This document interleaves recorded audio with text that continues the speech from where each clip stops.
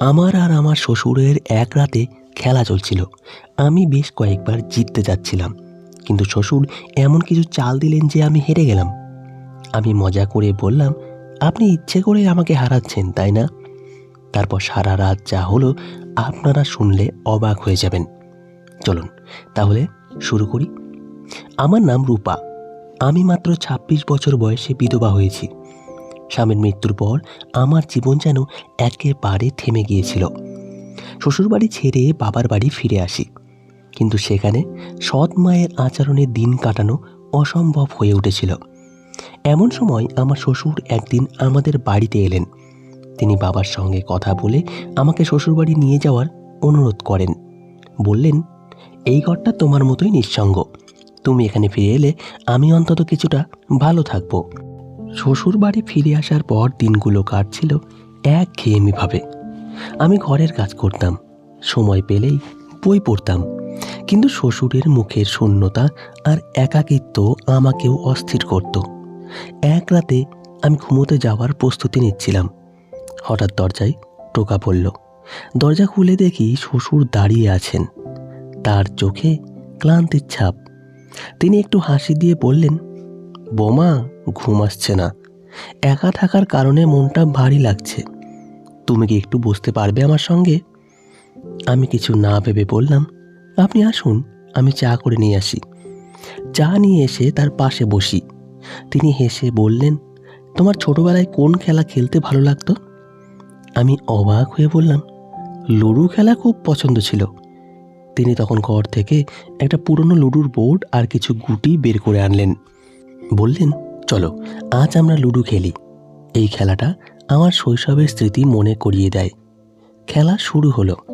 প্রথমে মনে হচ্ছিল শ্বশুর হয়তো কেবল আমার মন ভালো করার জন্য খেলতে বসেছেন, কিন্তু খেলার মাঝেই তার চেহারায় এমন এক উচ্ছ্বাস ফুটে উঠল যেন তিনি আবার ছেলেবেলায় ফিরে গেছেন। তিনি প্রতিটি চাল চালার সময় বিভিন্ন কৌশল বুঝিয়ে দিতেন। বলতেন, জীবনের প্রতিটি পথ এই খেলার মতো, কখনো এগোতে হবে, কখনো পিছিয়ে যেতে হবে, কিন্তু লক্ষ্য ঠিক থাকলে তুমি জয়ী হবে। আমি তার কথা শুনে অবাক হতাম। প্রথম রাতে আমি খেলা হারলাম আর শ্বশুর জিতে গেলেন। তিনি মজা করে বললেন, জেতা হারা বড় কথা নয়, মজা হলো মূল ব্যাপার। এরপর থেকে প্রতি রাতে আমাদের লুডো খেলা চলতে লাগলো।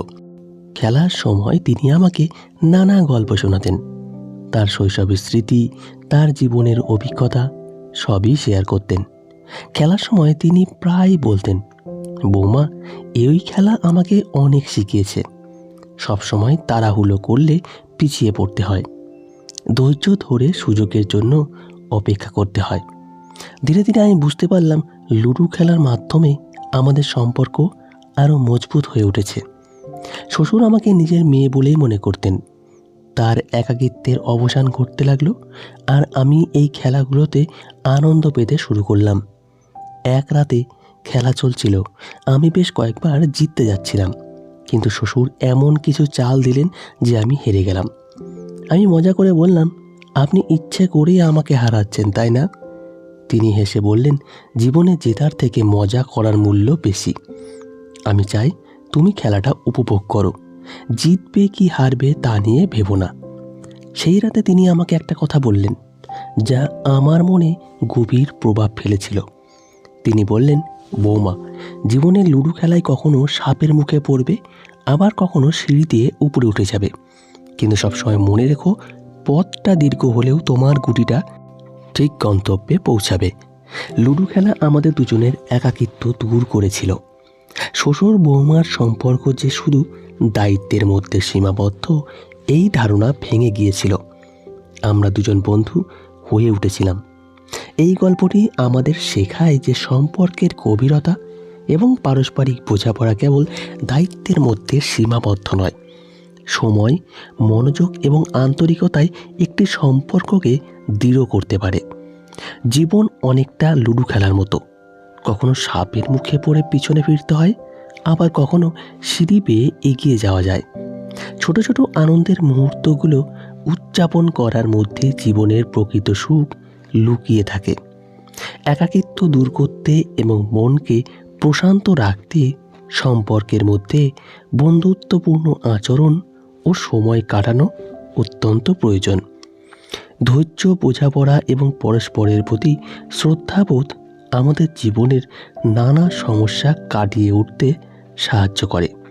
সম্পর্কের গুরুত্ব ও সৌন্দর্য উপলব্ধি করতে পারলে জীবনের যে কোনো ওঠানামা সহজেই জয় করা যায়।